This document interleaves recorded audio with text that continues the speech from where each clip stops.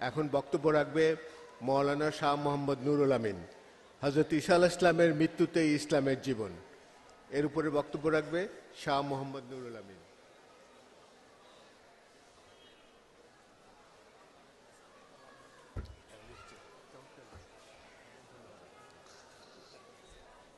أشهد أن لا إله إلا الله وحده لا شريك له وأشهد أن محمدا عبده ورسوله أما بعد فأعوذ بالله من الشيطان الرجيم بسم الله الرحمن الرحيم الحمد لله رب العالمين الرحمن الرحيم مالك يوم الدين إياك نعبد وإياك نستعين اهدنا الصراط المستقيم صراط الذين أنعمت عليهم غير المغضوب عليهم ولا الضالين وإذ قال عيسى ابن مريم يا بني إسرائيل إني رسول الله إليكم مصدقا لما بين يدي من التوراة ومبشرا برسول يأتي من بعد اسمه أحمد। আহমদিয়া মুসলিম জামাত বাংলাদেশের ৯০তম সালানা জলসার তৃতীয় অধিবেশনের মঞ্চে উপস্থিত শ্রদ্ধেয় সভাপতি সাহেব, আমার সামনে ও পর্দার আড়ালে উপস্থিত আমার প্রিয় আহমদি ভাই বোনেরা, আসসালামু আলাইকুম ওয়া রাহমাতুল্লাহি ওয়া বারাকাতুহু। আমার বক্তব্যের বিষয় হযরত ঈসা আলাইহিসসালাতু ওয়াসসালামের মৃত্যুতে ইসলামের জীবন। অর্থাৎ আমাকে আজ উপস্থাপন করতে হবে জনাবে হযরত ঈসা আলাইহিসসালাতু ওয়াসসালাম, যিনি আজ থেকে ২০০০ বছর পূর্বে পৃথিবীতে জন্মগ্রহণ করেছিলেন, যিনি বনি ইসরায়েলের একজন নবী ছিলেন। তিনি মারা গেছেন। শুধু মারা গেছেন প্রমাণ করলেই হবে না, সাথে সাথে আমাকে এটাও তুলে ধরতে হবে তার মৃত্যুতে ইসলামের জীবন। কেউ ভাবতে পারেন, কারো মনে প্রশ্ন জাগতে পারে, ইসলাম সর্বশেষ ও পরিপূর্ণ ধর্ম, স্বয়ং মহানবী হযরত মুহাম্মদ মুস্তাফা সাল্লাল্লাহু আলাইহি সাল্লাম ইসলাম ধর্মের প্রবর্তক, আর ঈসা আলাইহিসসালাতু ওয়াসসালাম অন্য ধর্মের একজন নবী। তার মৃত্যুর সাথে ইসলামের জীবিত হওয়ার কি সম্পর্ক? তিনি মরলেন না বাঁচলেন, এতে ইসলামের কি যায় আসে? হযরত ঈসা আলাইহিসসালাতু ওয়াসসালামের মৃত্যুর সাথে অবশ্যই ইসলামের একটা বিশেষ সম্পর্ক রয়েছে, আর তা হলো হযরত ঈসা আলাইহিসসালাতু ওয়াসসালামকে জীবিত মানলে নাউজুবিল্লাহ মিন যালিক, আমি এই বিষয়টা থেকে আল্লাহ তাআলার আশ্রয় চেয়ে নিচ্ছি। আল্লাহ তাআলা আমাকে এটা থেকে রক্ষা করুন, এমন বিষয় থেকে। ঈসা আলাইহিসসালাতু ওয়াসসালামকে জীবিত মানলে মহানবী হযরত মুহাম্মদ মুস্তাফা সাল্লাল্লাহু আলাইহি ওয়া আলিহি ওয়াসাল্লামের নবুয়ত প্রশ্নবিদ্ধ হয়, তার নবুয়ত ভিত্তিহীন সাব্যস্ত হয়। কেননা আল্লাহ তাআলা পবিত্র কোরআনে সুস্পষ্ট ভাষায় ঘোষণা দিয়ে রেখেছেন, মহানবী হযরত মুহাম্মদ সাল্লাল্লাহু আলাইহি সাল্লামের আগমন হযরত ঈসা আলাইহিসসালাতু ওয়াসসালামের পরে হবে।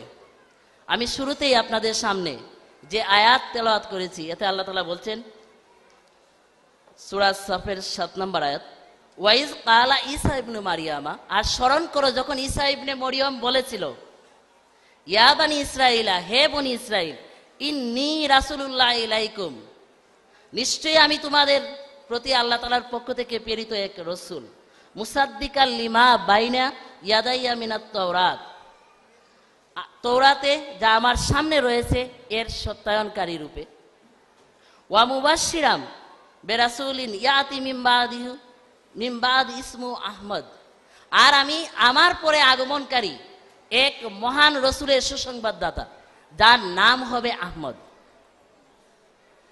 আমরা সবাই জানি আহমদ মহানবী হজরত মুহাম্মদ সাল্লাল্লাহু আলাইহি ওয়াসাল্লামের আরেকটি নাম।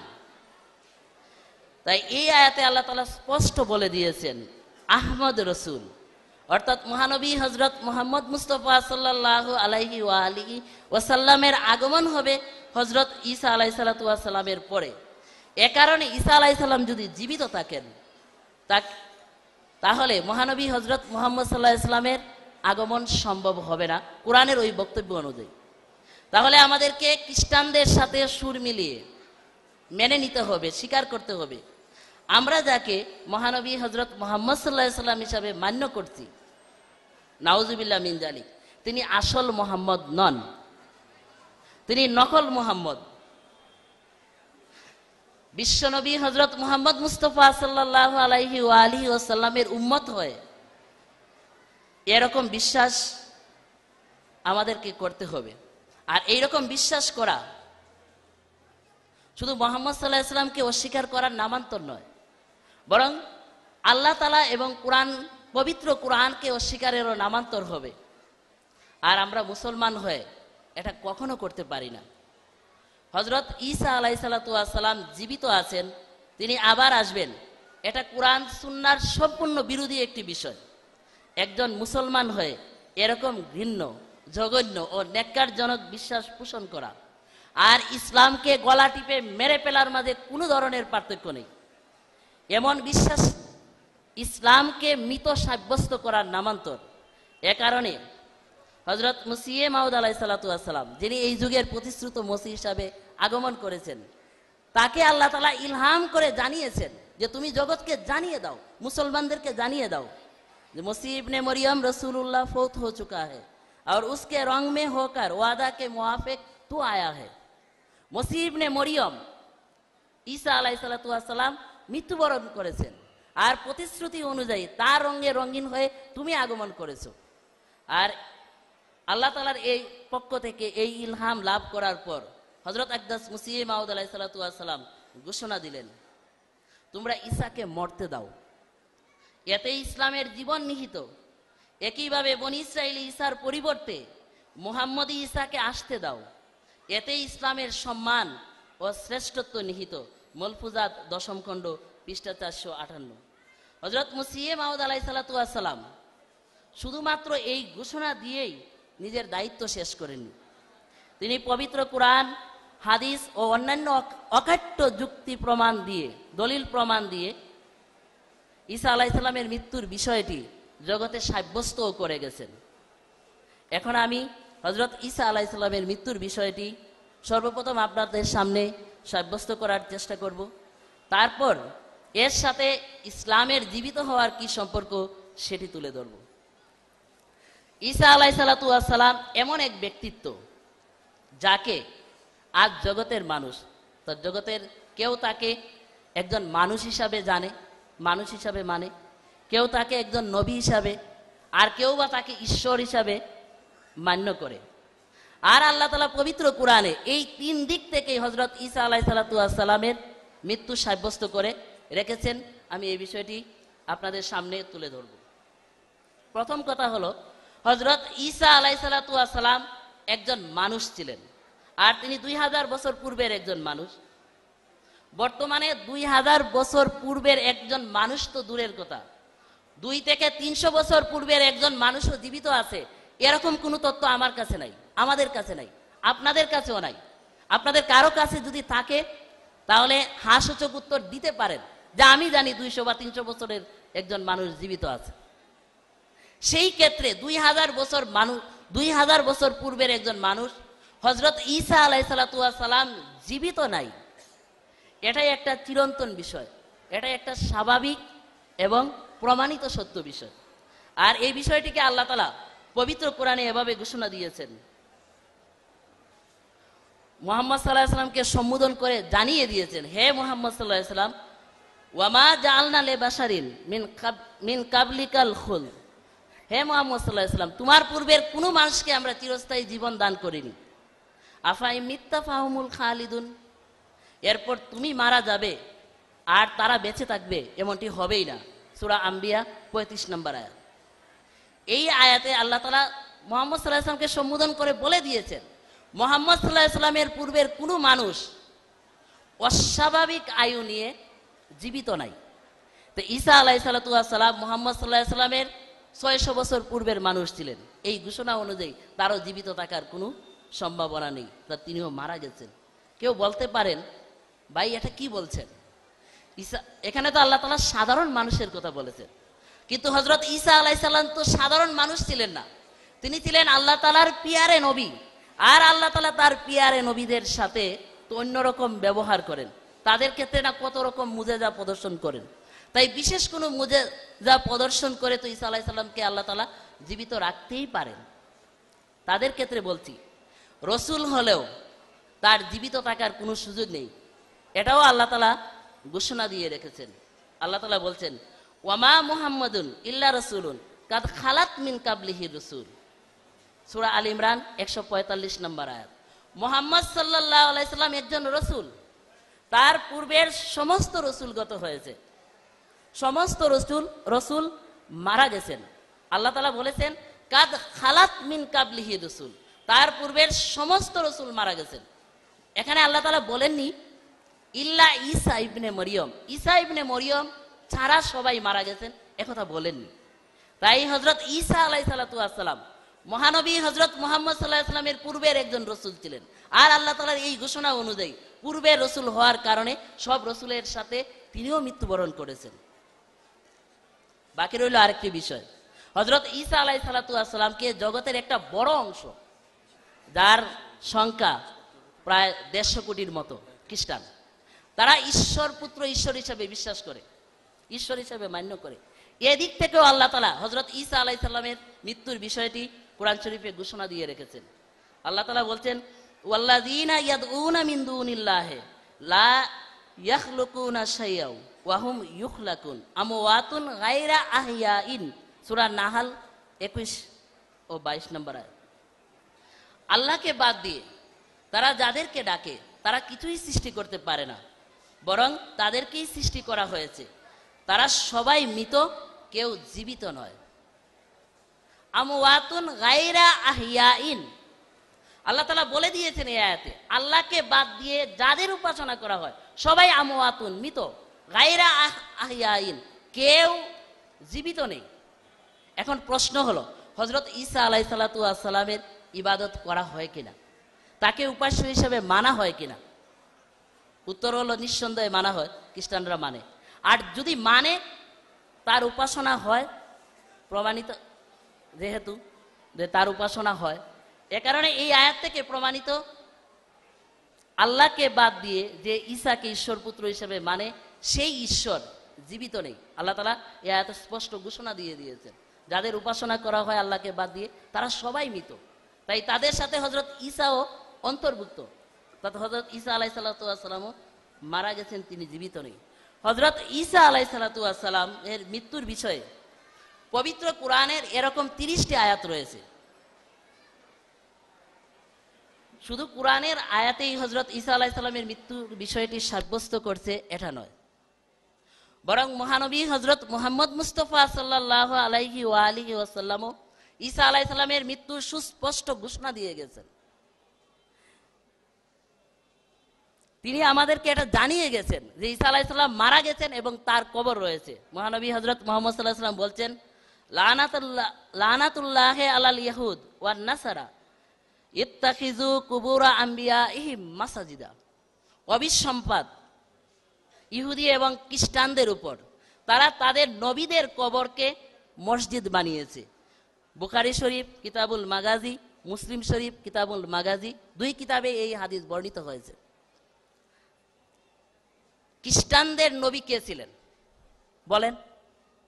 ইহুদিরা তাদের নবীর কবরকে মসজিদ বানিয়েছে, মেনে নিলাম, কিন্তু খ্রিস্টানদের নবী কে ছিলেন? হযরত ঈসা আলাইহিস সালাম খ্রিস্টানদের একমাত্র নবী ছিলেন। যদি ঈসা আলাইহিস সালাম মারা না যান, তাহলে তার কবর আসলো কিভাবে? আর কবর যদি না আসে, না হয়, না থাকে, তাহলে খ্রিস্টানরা তার কবরকে মসজিদ কিভাবে বানালো? আর যদি মসজিদ বানিয়ে না থাকে, তাহলে কি আমাদের প্রিয় নবী হযরত মুহাম্মদ সাল্লাল্লাহু আলাইহি সাল্লাম ভুল বলেছেন? নাউজুবিল্লাহ মিন জালিক। মহানবী হযরত মুহাম্মদ সাল্লাল্লাহু আলাইহি সাল্লাম কখনো ভুল বলতে পারেন না। তিনি নিশ্চিতভাবে জানতেন যে হযরত ঈসা আলাইহিস সালাতু ওয়াস সালাম মারা গেছেন এবং এই বিষয়টি প্রমাণিত সত্য। আর এই কারণেই মহানবী সাল্লাল্লাহু আলাইহি সাল্লাম এটাও বলেছেন, লাউ কানা মুসা ওয়া ঈসা হাইয়াইনে লামা ওয়াসিয়াহুমা ইল্লা তিবাই। যদি মুসা এবং ঈসা জীবিত থাকতেন তাহলে আমার অনুসরণ ব্যতীত তাদের আর কোনো গত্যন্তর থাকতো না। ইবনে কাসির দ্বিতীয় খণ্ড 246 পৃষ্ঠা। যদি হযরত মুসা এবং ঈসা জীবিত থাকতেন, হযরত মুসা জীবিত আছেন? নাই। ঠিক অনুরূপভাবে ঈসা আলাইহিস সালামও জীবিত নাই। এই জন্য আল্লাহ রাসূল যদি শব্দটা সম্ভাবনার কথা বলেছেন, যদি থাকতেন। তা আল্লাহ রসুলের যদি ব্যবহার করায় প্রমাণ করে মুসা আলাইহিস সালামের মতো হযরত ঈসা আলাইহিস সালামও জীবিত নেই। শুধু রসুল করিম সাল্লাল্লাহু আলাইহি সাল্লাম বিষয়টাকে এখানেই ছেড়ে দেননি। রসুল করিম সাল্লাল্লাহু কত বছর হযরত ঈসা আলাইহিস সালাম জীবিত ছিলেন সেটাও বলে গেছেন। বলছেন, ইন্না ঈসা ইবনে মারিয়ামা আশা ইশরিনা ওয়া মিয়াতান, কনজুল উম্মাল 11তম খণ্ড পৃষ্ঠা 479। নিশ্চয়ই ঈসা ইবনে মরিয়ম 120 বছর জীবিত ছিলেন। কত বছর জীবিত ছিলেন হযরত ঈসা? 120 বছর। মহানবী হযরত মুহাম্মদ সাল্লাল্লাহু আলাইহি সাল্লাম বলে দিয়েছেন ঈসা আলাইহিস সালামের জীবিত থাকার ব্যাপ্তিকাল 120 বছর, 600 বছর নয়, 2000 বছরও নয়। তার জীবিত থাকার ব্যাপ্তিকাল 120 বছর, এরপরে আর তিনি জীবিত নেই। তাহলে যে জীবিত থাকে না তাকে আমরা কি বলি? মৃত বলি। অর্থাৎ হযরত ঈসা আলাইহিস সালাম মারা গেছেন। ইন্না লিল্লাহি ওয়া ইন্না ইলাইহি রাজিউন। তবে এখানে কারো প্রশ্ন জাগতে পারে, হযরত ঈসা আলাইহিস সালাম যদি সত্যি মারা যান তাহলে তিনি জীবিত আছেন, জীবিত আকাশে চলে গেছেন, আবার আকাশ থেকে নামবেন, এ বিশ্বাস পোষণের কারণ কি? এ বিশ্বাস এলো কোথা থেকে? প্রথম উত্তর হলো, এটি তিত্ববাদী খ্রিস্টানদের একটি বিশ্বাস। মুসলমানদের মধ্যে এর অনুপ্রবেশ ঘটেছে বা কৌশলে ঘটানো হয়েছে। আর এই যে বিষয়টা বললাম, এটা আমার বক্তব্য নয়, উম্মতে মুহাম্মদিয়ার বড় বড় বুজুর্গানে কেরাম এবং পণ্ডিত ব্যক্তিরা বহু পূর্বে এই বিষয়টা বলে গেছেন। এই বিষয়ে 3 বছরের একটি মেয়েকে পাওয়া যাচ্ছে না, তার পিতা হন্যে খুঁজছেন, অনুগ্রহপূর্বক মেয়েটি সন্ধান পেলে গেটে যোগাযোগ করবেন। 3 বছরের একটি মেয়েকে পাওয়া যাচ্ছে না। আমি বলছিলাম হযরত ঈসা আলাইহিস সালাম জীবিত আছেন, এই বিশ্বাসটি খ্রিস্টানদের মধ্যে থেকে অনুপ্রবেশ ঘটেছে, খ্রিস্টানদের একটি বিশ্বাস, অথবা অনুপ্রবেশ ঘটানো হয়েছে। আর এটা উম্মতে মুহাম্মদিয়ার বড় বড় গবেষক এবং পণ্ডিতরা বহু পূর্বেই বলে গিয়েছেন। হানাফি মাযহাবের বিখ্যাত আলেম আল্লামা ইবনে আবেদিন আশ-শামী ঈসা আলাইহিস সালাম আকাশে জীবিত আছেন এ বিশ্বাস সম্পর্কে তিনি বলছেন, প্রকৃতপক্ষে মুসলমানদের মধ্যে এ বিশ্বাস খ্রিস্টানদের মধ্য থেকে এসেছে। ফাতহুল বায়ান, তাফসীর ফাতুল বায়ান, 2য় খণ্ড পৃষ্ঠা 49। আপনারা সবাই স্যার সৈয়দ আহমদ খান সাহেবের নাম জানেন, তিনি আলিগড় বিশ্ববিদ্যালয়ের প্রতিষ্ঠাতা। তিনি তার তফসির, তিনি এক তফসির লিখেছেন, তিনি তার তফসিরের 2য় খণ্ডের 143 পৃষ্ঠা এই বিশ্বাস সম্পর্কে বলছেন, কোরআন শরীফের 3 আয়াত দ্বারা ঈসা আলাইহিস সালামের মৃত্যুর বিষয়টি সুস্পষ্টভাবে সাব্যস্ত। কিন্তু কিছু মুসলমান আলেম খ্রিস্টান ফিরকার বিশ্বাসে প্রভাবান্বিত হয়ে কোরআনের প্রতি গভীর মনোনিবেশ না করে হযরত ঈসা আলাইহিস সালাম আকাশে চলে গেছেন স্বীকার করে নিয়েছেন। এই বিশ্বাস হযরত ঈসা আলাইহিস সালাম আকাশে আছেন, জীবিত আছেন, এটা খ্রিস্টানদের বিশ্বাস। মুসলমানদের সেটা দাঁড় করে নেওয়া বা ষড়যন্ত্রের শিকার হয়ে মুসলমানদের মধ্যে এটার অনুপ্রবেশ ঘটেছে। বনি ইসরাইলের নবী হযরত ঈসা আলাইহিস সালাম জীবিত আছেন, তিনি শেষ যুগে আবার আসবেন, তিনি আকাশে আছেন জীবিত।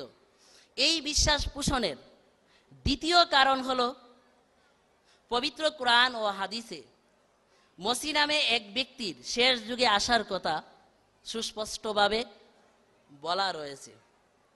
আর এ কারণে অনেকেই আগমনকারী ওই মসিহকে বনি ইসরায়েলের মসির সাথে গুলিয়ে এক করে ফেলেছেন বিষয়টাকে। তবে যারা মনে করছেন যে বনি ইসরায়েলের নবী ঈসাই আবার আসবেন, তাদের এই স্বপ্ন কখনো পূরণ হবে না, বা তাদের এই স্বপ্ন পূরণের বিন্দুমাত্র কোনো সুযোগ নেই। কেন নেই? কারণ আমরা এতক্ষণ প্রমাণ দিয়েছি কোরআন হাদিসের আলোকে হযরত ঈসা আলাইহিসসালাতু ওয়াস সালাম মারা গেছেন। আর যিনি মারা গেছেন তার ব্যাপারে আল্লাহ তাআলার স্পষ্ট ঘোষণা হলো, সুম্মা ইন্নাকুম বাদা যালিকা লামাইতুন সুম্মা ইন্নাকুম ইয়াউমাল কিয়ামাতে তুবআসুন, সূরা আল মুমিনুন 16-17 নম্বর আয়াত। এরপর তোমরা অবশ্যই মারা যাবে, এরপর অবশ্যই কিয়ামত দিবসে তোমাদেরকে পুনরুত্থিত করা হবে। অর্থাৎ যে একবার মারা যাবে, কিয়ামতের পূর্বে তার জীবিত হওয়ার কোনো সুযোগ নেই, আল্লাহ তাআলা কোরআন শরীফে বলে দিয়েছেন। আর এই বিষয়টিকে মহানবী হযরত মুহাম্মদ সাল্লাল্লাহু আলাইহি ওয়াসাল্লাম সমর্থন করেছেন। হাদিসে এর অগণিত দৃষ্টান্ত রয়েছে, হাদিসে এর সমর্থন রয়েছে। আর এ কারণেই আজ থেকে 125 বছর পূর্বে হযরত মসিহ মাউদ আলাইহিসসালাতু ওয়াস সালাম সমস্ত জগৎকে সম্বোধন করে বলেছিলেন, সহিহ হাদিস তো দূরের কথা, কোনো বানোয়াট হাদিসও এমন পাবে না যাতে লেখা আছে হযরত ঈসা আলাইহিসসালাতু ওয়াস সালাম রক্ত মাংসের এই দেহসহ আকাশে চলে গেছেন আর কোনো এক যুগে আবার পৃথিবীতে আসবেন। এমন কোনো হাদিস কেউ যদি উপস্থাপন করতে পারে, তাহলে এমন ব্যক্তিকে আমরা 20,000 টাকা পুরস্কার দিব। কিতাবুল বারিয়া পৃষ্ঠা 207। মসিহ মাউদ আলাইহিস সালাম শুধু এই চ্যালেঞ্জেই দেননি, তিনি তার ইজালায়ে আওহাম পুস্তকে এটাও বলেছেন, আপনারা যারা আমাকে মিথ্যাবাদী মনে করেন, যে আমার দাবি মিথ্যা, আপনারা যদি সত্যবাদী হন, আপনাদের দাবি যদি সত্যবাদী হয়, তাহলে ঈসাকে আকাশ থেকে নামিয়ে দেখান। কারণ আল্লাহ তাআলা তো সত্যবাদীদের দোয়াই মিথ্যাবাদীর তুলনায় বেশি শুনেন। আপনাদের দাবি সত্য হলে দোয়া করে আল্লাহর কাছ থেকে ঈসাকে নামিয়ে দেখান। কিন্তু এই দুই ধরনের চ্যালেঞ্জ আজ থেকে 100 বছর পূর্বে হযরত মসিহ মাউদ আলাইহিসসালাতু ওয়াস সালাম দিয়ে রেখেছেন জগতের সামনে, কিন্তু কেউ আজ পর্যন্ত এই চ্যালেঞ্জ মোকাবেলা করতে আসেনি। আর কিয়ামত পর্যন্ত কেউ আসার সাহসও দেখাবে না, আর আসবেও না। এখানে আরেকটি বিষয় স্পষ্ট করতে চাই, মহানবী হযরত মুহাম্মদ মুস্তাফা সাল্লাল্লাহু আলাইহি ওয়া আলিহি ওয়াসাল্লাম আগমনকারী প্রতিশ্রুত মসিহ আর বনি ইসরাইলের নবী ঈসা দুইজন যে ভিন্ন ব্যক্তি, এটা তিনি নিজেই বলে গেছেন। বুখারী শরীফের কিতাবুল আম্বিয়ার হাদিস বর্ণনাকারী হযরত ইবনে আব্বাস রাদিয়াল্লাহু আনহু তিনি বলছেন, মহানবী হযরত মুহাম্মদ সাল্লাল্লাহু আলাইহি সাল্লাম বনি ইসরাইলের নবী ঈসাকে মেরাজের রাত্রে দেখেছিলেন। আর তার চেহারা হলো লাল বর্ণ, তার চুল কুকরানো আর প্রশস্ত বক্ষ বিশিষ্ট তিনি ব্যক্তি। একই বর্ণনাকারী একটু পরেই, কয়েকটি লাইন পরেই গিয়ে আবার বলছেন একই হাদিসের, যে হযরত রাসূল করিম সাল্লাল্লাহু আলাইহি ওয়া আলিহি ওয়াসাল্লাম দাজ্জাল এবং মসিহে দাজ্জাল, অর্থাৎ দাজ্জালের সাথে যে মসির মোকাবেলা হবে, সেই শেষ যুগে আসবে যে মসি, সেই মসিকেও তিনি দেখেছেন। আর তাকে দেখেছেন বাদামি বর্ণ, তার চুল সোজা কাঁধ পর্যন্ত বিস্তৃত। বর্ণনাটা একটু শুধু চিন্তা করেন, একজনের রঙের বর্ণনা দিচ্ছেন শরীরের লাল বর্ণ, আরেকজনকে বলছেন বাদামি বর্ণ, একজনের চুল বলছেন কোকড়ানো, আরেকজনের চুল বলছেন সোজা। দুজন যদি একই ব্যক্তি হতো তাহলে বর্ণনা একই হতো, চেহারার বর্ণনা এক হতো, ভিন্ন হতো না। তাই দুইজনের চেহারার ভিন্নতা সাব্যস্ত করে মহানবী হযরত মুহাম্মদ সাল্লাল্লাহু আলাইহি ওয়াসাল্লাম প্রতিশ্রুত মসিহ হিসাবে এই উম্মতের শেষ যুগে যে মসির আগমনের কথা বলেছেন, তিনি বনি ইসরাইলের নবী ঈসা নন, ভিন্ন ব্যক্তি।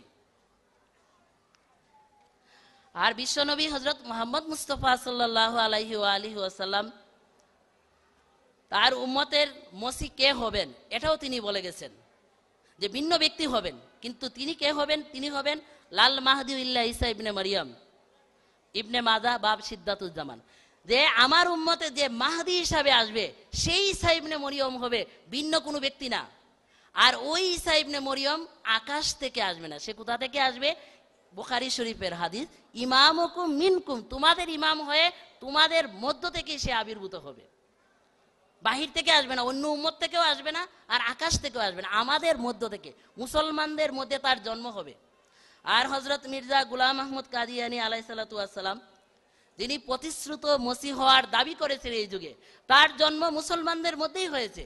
তিনি এই উম্মতের মধ্যে জন্মগ্রহণ করেছেন, আর আল্লাহর কসমকে তিনি এই দাবি করেছেন, এই ঘোষণা দিয়েছেন, আমি খোদার কসমকে বলছি যার হাতে আমার প্রাণ, তিনিই আমাকে পাঠিয়েছেন, তিনি আমাকে নবী নামে আখ্যায়িত করেছেন, তিনি আমাকে প্রতিশ্রুত মসি নামে সম্বোধন করেছেন। হাকিকাতুল ওহী পুস্তক। এখন কেউ প্রশ্ন করতে পারেন, উম্মতে মুহাম্মদিয়া আগমনকারী মসি যদি বনি ইসরাইলের মসি ইবনে মরিয়ম না হন, মির্জা গোলাম আহমদ কাদিয়ানী আলাইহিসসালাতু ওয়াসসালাম যদি এই মসি হন, তাহলে রাসূল করিম সাল্লাল্লাহু আলাইহি ওয়া আলিহি ওয়াসাল্লাম তাকে মসি ইবনে মরিয়ম নাম দিলেন কেন? আগমনকারীর নাম মির্জা গোলাম আহমদ কাদিয়ানী বললেই তো হতো, বা অন্য কোনো নাম বললে হতো। মসি ইবনে মরিয়ম নাম রাখার কারণ কি? এর উত্তর হলো, আপনারা সবাই শেরে বাংলা একে ফজলুল হকের নাম শুনেছেন। তাকে শেরে বাংলা বলা হয়, মানে বাংলার বাঘ বলা হয়। তিনি কি জঙ্গলের বাঘ ছিলেন? তার কি হাত পা নখ চোখ শরীর বাঘের মতো ছিল? তাহলে কি ছিল তার মিল বাঘের সাথে, যে কারণে তাকে বাঘ বলে আখ্যায়িত করা হয়েছিল? শুধুমাত্র একটা বৈশিষ্ট্য, বাঘ যেমন অকুত ভয়, কাউকে ভয় পায় না, কাউকে ভয় করে না, ফজলুল হকের মধ্যে এরকম একটা গুণ ছিল, কাউকে তিনি ভয় পেতেন না। এই কারণে তার উপাধি দেওয়া হয়েছিল, তাকে বাঘ বলে আখ্যায়িত করা হয়েছিল। আর হযরত মসিহ মাউদ আলাইহিসসালাতু ওয়াসসালাম, যিনি এই যুগে প্রতিশ্রুত মসি হিসাবে আগমন করেছেন, তিনি তার পুস্তক তাজকিরাতুশ শাহাদাতাইনের 26 থেকে 38 পৃষ্ঠায় পূর্বের মসির সাথে তার 16টি সাদৃশ্যের বর্ণনা দিয়েছেন, বড় বড় সাদৃশ্য। আর এমনি যদি সাদৃশ্য আপনারা খুঁজেন, আমাদের জামাতের উলামারা সেটা বের করেছেন, সেটা স্বর উপরে সাদৃশ্য রয়েছে হযরত ঈসা আলাইহিসসালাতু ওয়াসসালামের সাথে মসিহ মাউদ আলাইহিসসালাতু ওয়াসসালামের। তো এখন বলেন, একটা সাদৃশ্যের কারণে, একটা স্বভাব মিলার কারণে যদি মানুষকে জঙ্গলের বাঘ হিসাবে আখ্যায়িত করা যায়, তাহলে আল্লাহ তাআলা ঈসার সাথে যার 16টা বড় বড় সাদৃশ্য রয়েছে, মিল রয়েছে, তাকে কি মসিহ ইবনে মরিয়ম নামে আখ্যায়িত করতে পারেন না? আর এই কাজটাই আল্লাহ এবং তার নবী হযরত মুহাম্মদ মুস্তাফা সাল্লাল্লাহু আলাইহি ওয়া আলিহি ওয়াসাল্লাম করে গেছেন। অর্থাৎ আগমনকারী মহাপুরুষকে এই উম্মতের মসিহ ইবনে মরিয়ম নামে আখ্যায়িত করে গেছেন। মসিহ ইবনে মরিয়ম তার রূপক নাম, এটা নিয়ে হইচই করার কোনো বিষয় নয়, এটা মেনে নেওয়ার বিষয়। যারা এটা নিয়ে ভাবেন না, চিন্তা করেন না, তারাই হইচই করেন। আর এরকম এই বিষয়টা না বুঝার কারণে হইচই হবে, এটা নিয়ে বাড়াবাড়ি হবে। এটা স্বয়ং আল্লাহ তাআলা পবিত্র কোরআনে পূর্ব থেকেই বলেও রেখেছেন, এবং এটা বলে রেখেছিলেন এজন্যই যেন মুসলমানরা সতর্ক থাকে। আল্লাহ তাআলা পবিত্র কোরআনে বলেছেন, ওয়ালাম্মা জুরিবা ইবনু মারিয়ামা মাসালান ইজা কাউমুকা মিনহু ইয়াসিদ্দুন, সূরা আজ-জুখরুফ 58 নম্বর আয়াত। যে আর যখনই উপমা রূপে মরিয়মের পুত্রের উল্লেখ করা হয়, দেখো তোমার জাতি এ নিয়ে হইচই আরম্ভ করে দেয়। আর বাস্তবে এই বিষয়টাই হয়েছে। যেই এসে হযরত মসিহ মাউদ আলাইহিসসালাতু ওয়াসসালাম বলছেন, আমি ওই আসল ঈসা নই, আমি ঈসা, তবে আমি রূপক ঈসা, এটা আমার উপনাম, এটা আমার পদবী, রাসূল করিম সাল্লাল্লাহু আলাইহি ওয়াসাল্লামের পক্ষ থেকে দেওয়া, এটা আমার একটা বিশেষণ। তখন তারা হইচই করেছে। তাই আমরা দোয়া করি, যারা এই বিষয়টি না বুঝার কারণে বাড়াবাড়ি করছেন, হইচই করছেন, আল্লাহ তাআলা তাদেরকে শুভ বুদ্ধি দেন, আর আল্লাহ তাআলা তাদেরকে হেদায়েত লাভের তৌফিক দেন। এখন আরেকটি বিষয়, হযরত ঈসা আলাইহিসসালাতু ওয়াসসালাম জীবিত আছেন, তিনি আসবেন, এটি তিত্ববাদী খ্রিস্টানদের বিশ্বাস নিঃসন্দেহে। কিন্তু এই বিশ্বাসটা খুদ বাইবেলও স্বীকার করে না। বাইবেলে কখনো বলে না স্বয়ং ঈসা আলাইহিসসালাতু ওয়াসসালামই আবার আসবেন। বাইবেল এটা নিঃসন্দেহে বলে যে মসির দ্বিতীয় আগমন হবে, তবে সেটা কিভাবে হবে সেটা বাইবেলেই বলে দিয়েছে। কি বলছে? জুহনের 14 অধ্যায়ে মসি নিজে বলছেন, ঈসা আলাইহিসসালাতু ওয়াসসালাম নিজে বলছেন, সেই সাহায্যকারী পবিত্র আত্মাকে পিতা আমার নামে পাঠিয়ে দিবেন, আমার নামে পাঠিয়ে দিবেন, শেষ যুগে যিনি আসবেন। ঠিক অনুরূপ বিষয় মতির 23 অধ্যায়ের 25 নম্বর শ্লোকেও রয়েছে। আর এই বিষয়টা কোরআনের সাথে সামঞ্জস্যপূর্ণ, অর্থাৎ মসি নিজে আসবেন না, তার নামে নাম প্রাপ্ত একজন আসবেন। এটা বাইবেলেরও শিক্ষা। তবে তিত্ববাদী খ্রিস্টানরা বিশ্বাস করে মসি সাধারণ মানুষ নন, তিনি ঈশ্বর পুত্র ছিলেন, মানবীয় গুণাবলীর ঊর্ধ্বে এক সত্তা ছিলেন। আর এর সপক্ষে তারা যেসব কুড়া যুক্তি দাঁড় করায় তার মধ্যে একটি হলো মসি জীবিত আছেন আর তিনি আকাশে ঈশ্বরের ডান পাশে বসা আছেন, শেষ যুগে আবার এসে ঈশ্বরের রাজত্ব প্রতিষ্ঠা করবেন। এখন কুরআন হাদিসের সুস্পষ্ট ঘোষণা যেখানে রয়েছে হযরত ঈসা আলাইহিসসালাতু ওয়াসসালাম মারা গেছেন, তিনি আবার আসবেন না, সেখানে যদি আমরা মুসলমান হয়েও কুরআন হাদিসের সুস্পষ্ট ঘোষণার বিপরীতে এই বিশ্বাস করি যে হযরত ঈসা আলাইহিসসালাতু ওয়াসসালাম জীবিত আছেন এবং তিনি আবার আসবেন, তাহলে আমাদের এই বিশ্বাসের ফলে তিত্ববাদের বিশ্বাসকেই সমর্থন করা হবে। এমন বিশ্বাসে তিত্ববাদী খ্রিস্টানদের জয় আর ইসলামের পরাজয় হবে। খ্রিস্ট ধর্ম জীবিত আর ইসলাম ধর্ম মৃত সাব্যস্ত হবে। এ কারণে আর যাই হোক, এরকম বিশ্বাস কোনো খ্রিস্টানের হতে পারে, কোনো মুসলমানের কখনো হতে পারে না, আর কখনো হবেও না। হযরত মসিহ মাউদ আলাইহিসসালাতু ওয়াসসালাম এ ব্যাপারে বলছেন, ঈসা আলাইহিসসালামের মৃত্যু ছাড়া ক্রুশীয় মতবাদের বিলুপ্তি ঘটতে পারে না। এমতাবস্থায় কোরআনের শিক্ষার বিরুদ্ধে তাকে জীবিত মানায় আমাদের কি লাভ? তাকে মরতে দাও যেন ইসলাম জীবিত হয়। কিস্তিয়ে নূহ 29 পৃষ্ঠা। ঈসা আলাইহিসসালাম জীবিত থাকলে লাভ হয় খ্রিস্টানদের। এর জ্বলন্ত প্রমাণ আমাদের সামনে রয়েছে। বিগত কয়েকশো বছরের ইতিহাস এর জীবন্ত সাক্ষী।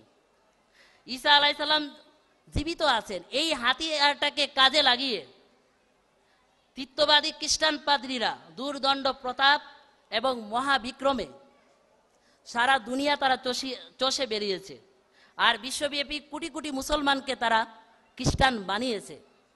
আর এক্ষেত্রে তারা যে যুক্তি দেখাতো তা হলো অন্ধকার রাত, সামনে একটি নদী পার হতে হবে, দুইটি নৌকা রয়েছে, এক নৌকার মাঝি মৃত আর অন্য নৌকার মাঝি জীবিত, আপনি কোন নৌকায় উঠবেন? তো প্রত্যেক বুদ্ধিমান মানুষ এই উত্তরই দিবে যে জীবিত মাঝির নৌকায় উঠবো।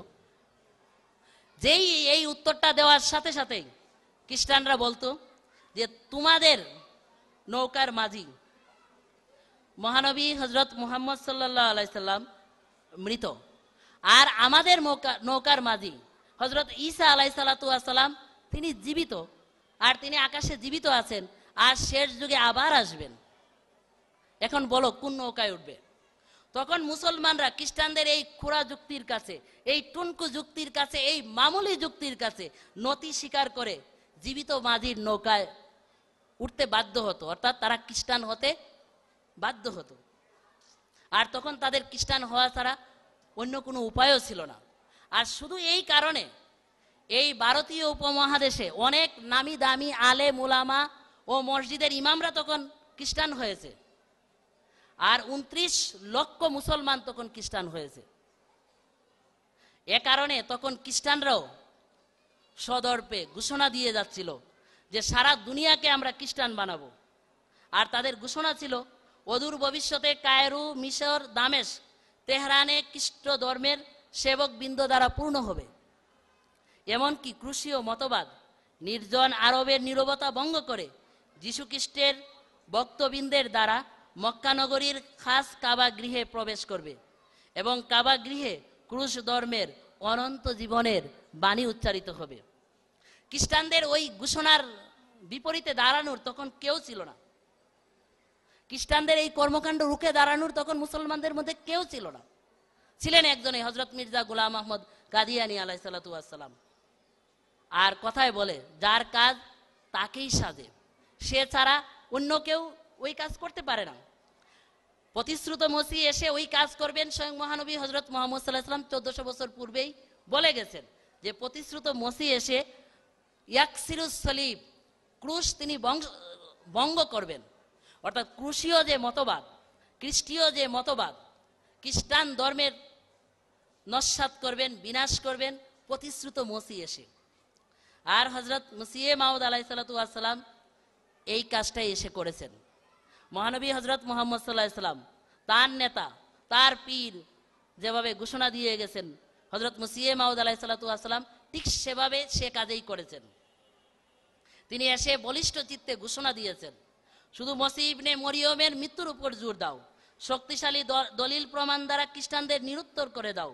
যেদিন তোমরা মসিহকে মৃত সাব্যস্ত করতে সক্ষম হবে, সেদিন মনে করো খ্রিস্টান জগৎ দুনিয়া থেকে মিটে যাবে। ইজালায় আওহাম পৃষ্ঠা 402। হজরত মসিহ মাউদ আলাইহিসসালাম শুধুমাত্র এই ঘোষণা দিয়েই নিজের দায়িত্ব শেষ করেননি। তিনি তৃতীয়বাদী খ্রিস্টানদের বিশ্বাস খণ্ডন করে, তাদের ঈশ্বর যিশুকে মৃত্যু সাব্যস্ত করে তাদের ধর্মকে তছনছ করে দিয়েছেন। পাদ্রীদের যত কর্ম পরিকল্পনা ছিল সবগুলোকে তিনি লণ্ডভণ্ড করে দিয়েছেন। যে কারণে একটা সময়, বর্তমানে এমন সময়ে আমরা এসে দাঁড়িয়েছি যে পৃথিবীর সারা পৃথিবী যদি আপনারা খুঁজেন, দেখবেন যে খ্রিস্টানদের তবলিগি কার্যক্রম 100 বছর আগে যেরকম তুরজুরের সাথে হতো, সেই তুরজুর আর নেই। আর হজরত মসিহ মাউদ আলাইহিসসালামের কৃতিত্ব হলো এ ব্যাপারে শতভাগ। এই কাজটা করেছেন হজরত মসিহ মাউদ আলাইহিসসালাম। আর না হলে তারা যেভাবে ঘোষণা দিয়েছিল কাবা গড়ে এক সময় ক্রুশের চিহ্ন লটকানো হবে, সেটাই হতো। এটাকে প্রতিরোধ করেছেন মসিহ মাউদ আলাইহিসসালাম এসে। আর এটা আমার বক্তব্য নয়, এটা দেওবন্দ মাদ্রাসার বিখ্যাত আলেম, যাকে হাকিমুল উম্মত বলা হয়, তিনি আহমদি ছিলেন না, তার নাম আশরাফ আলী তানভী সাহেব। তিনি তার তফসিরের ভূমিকায় এই কথাটা অকপটে স্বীকার করেছেন, সাক্ষ্য দিয়ে গেছেন, লিখে গেছেন। তিনি বলছেন, তখন খ্রিস্টান পাদ্রীদের বিরুদ্ধে মৌলভী গুলাম আহমদ কাদিয়ানি রুখে দাঁড়ালেন এবং বিশপ লেপ্রাই ও তার সঙ্গীদেরকে সম্বোধন করে বললেন, তোমরা যে ঈসার কথা বলছো, তিনি তো অন্যান্য মানুষের ন্যায় মৃত্যুবরণ করে সমাধিস্থ হয়েছেন। আর যে ঈসা আলাইহিসসালামের আগমনের সংবাদ রয়েছে, সেই ব্যক্তি আমি। অতএব যদি তোমরা পুণ্যবান হও, তাহলে আমাকে গ্রহণ করো। এই পন্থা অবলম্বন করে তিনি লেফরাইকে এরূপ নাজেহাল করলেন, তার পালানোর আর কোনো পথ থাকলো না। একইভাবে তিনি ভারত থেকে শুরু করে সুদূর ইংল্যান্ডের পাদ্রীদেরকেও পরাজিত করলেন। কত বছর আগের ঘটনা? 100 বছর আগের ঘটনা। তার মৃত্যুর পর তার জামাত বসে নেই, তার খলিফারা বসে নেই, এই কাজ তারাও অব্যাহত রেখেছেন। আজ তার সুযোগ্য, তার পবিত্র খলিফার নেতৃত্বে তার জামাতের লক্ষ লক্ষ লোক প্রতিনিয়ত, লক্ষ লক্ষ সদস্য প্রতিনিয়ত তৃতীয়বাদের বিরুদ্ধে, তৃতীয়বাদের বিশ্বাসকে খণ্ডন করে ঈসা আলাইহিসসালাম ওরফে যিশু খ্রিস্ট, যিনি খ্রিস্টানদের ঈশ্বর, তার মৃত্যু প্রমাণ করে প্রতিনিয়ত খ্রিস্টান ধর্মের অসারতা প্রমাণ করে যাচ্ছে সারা দুনিয়া ব্যাপী। যার কারণে আজ শুধু ভারতেই নয়, আফ্রিকা এবং ইউরোপ সব জায়গাতেই খ্রিস্টানরা তাদের সব ধরনের কর্মকাণ্ড, তবলিগি কর্মকাণ্ড গোটাতে বাধ্য হয়েছে। আমি সংক্ষেপ করছি, শুধু একটা ইঙ্গিত দিই। আমার পূর্বে দুইজন শুরুতেই বক্তব্য দিয়েছেন, একজন আমেরিকার এবং একজন ইউরোপের প্রতিনিধি। ইউরোপ এবং আমেরিকাতে আজ খ্রিস্টানদের মোকাবেলায় আমাদের কি অবস্থান, আহমদিয়াত কি অবস্থানে রয়েছে, তাদের বক্তব্য থেকে শুনেছেন। আমার সময় থাকলে আমিও সেটা উল্লেখ করতাম, তা আমার আর সময় নেই, তাই আমি আর উল্লেখ করছি না। আমি আমার বক্তব্যের সারসংক্ষেপ টেনে দিচ্ছি।